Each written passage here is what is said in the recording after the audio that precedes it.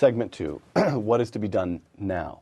Fed Chairman Ben Bernanke announced this past autumn that the Federal Reserve would engage in a new round of, quote, I'm using his term, quantitative easing, the so-called QE2. The Fed will purchase, Tom, wipe that smile off your face. This is serious. This is serious. The Fed will purchase some $600 billion of Treasury instruments to keep interest rates low and spur economic growth. That's Ben Bernanke. On the other hand, we have our colleagues at the Hoover Institution, John Taylor, Mike Boskin, and John Kogan, signing an open letter to Ben Bernanke, which read in part, quote, we believe the large-scale asset purchase plan should be discontinued. The planned asset purchases risk currency debasement and inflation, and we do not think they will achieve the Fed's objective of promoting employment, close quote. Whose side is Tom Sowell on? Oh, I'm on the side of people say they shouldn't have done it. Easy. Another easy one. Oh, my gosh, yes. There used to be a phrase for this. It was called monetizing the debt. It means that the Treasury Department has deficit spending, so they put out all these bonds that they're selling, and if the public won't buy them, the Federal Reserve will buy them because the Federal Reserve can legally print its own money. So it's no problem for the Federal Reserve to buy them. It's just that that's what that amounts to is, one, inflation, and two, it amounts to a hidden tax, which will not be confined to the rich, as they call it. I mean, in other words, if you've got X thousands of dollars in your bank account and the Federal Reserve starts printing more money, it is simply stealing the value of the money that you put aside. Mm-hmm.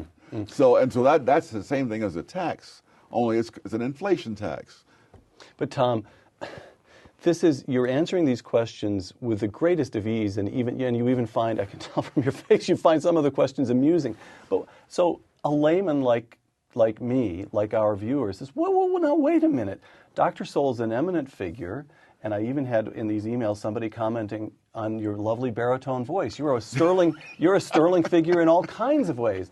But Ben Bernanke is a Princeton. Oh yeah. In other words, what is he thinking? What does Ben Bernanke think he's doing? It can't be that easy, can it? To say, oh no, that's a mistake. Well, Ben Bernanke is chairman of the Federal Reserve System. He's no longer a professor at Princeton. Well, he's in absentia. Emeritus. Or right. He's taken a leave of absence, right? Yes. And so we have a whole different set of incentives and constraints on him. One of the most painful things for me was reading an article by Arthur F. Burns based on his experience when he was chairman of the Federal Reserve System. In the 70s, this would be 60s and 70s, under Richard Nixon. Yes. Right. And he spelled out that, when you're in the Federal Reserve System, you're not a free agent. It's not like you're conducting a seminar at Columbia and can just simply say and do whatever you want to do. You're operating within very narrow limits. The Federal Reserve is, quote, independent, unquote, but Congress can change the amount of that independence anytime they take a notion. Mm. And so even if you're following policies that are good policies, you've got to watch your back, because Congress can step in at any time and stop you. And so it's a very tense kind of situation.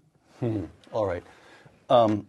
Wall Street Journal, December 8th, quote, in accepting the deal to cut payroll and business taxes and extend all of the Bush-era tax rates through 2012, as you and I speak, this hasn't been enacted in the Congress, but we're talking about the deal that President Obama cut with Republicans. To continue the quotation, Mr. Obama has implicitly admitted that his economic strategy has flopped.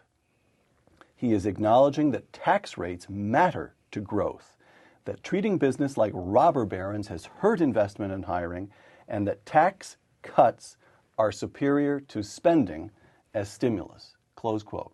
You buy every word of that? Oh, yes. Okay. Well, but what is painful to me, really, looking back, this argument is not a new argument. This argument was made in the 1920s. People were saying the same thing on both sides they're saying right now. The difference is that 75 years have elapsed, and there have been 4 administrations of both parties that have reduced high income tax rates every single time. Name them. The Coolidge, Kennedy, Reagan, and George W. Bush. Right. Every single time, the reduction in the tax rates has led to an increase in tax revenue. So I hear people on television saying how the government can't afford to give this tax cuts to the rich. They're not giving anything to anybody. Right. Here's a question about Ricochet contributor Steve Manasek, quote, "It's as close to dogma as there is among conservatives that cutting taxes, particularly marginal rates, spurs economic growth.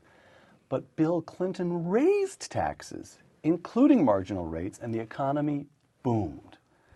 Do tax rates really matter to economic growth? And if they do, how do you explain the Clinton expansion?" I haven't looked at the Clinton expansion, but I know that the Clinton, quote, surplus was surplus taxes. Those laws are passed in Congress. All spending and taxing bills originate in the House of Representatives. Right. And when the House of Representatives is in the hands of the opposite party, I don't know how any president can take any credit for whether there's a surplus or not. Okay. Milton Friedman defined a surplus as when the money comes in so fast that even Congress can't spend it.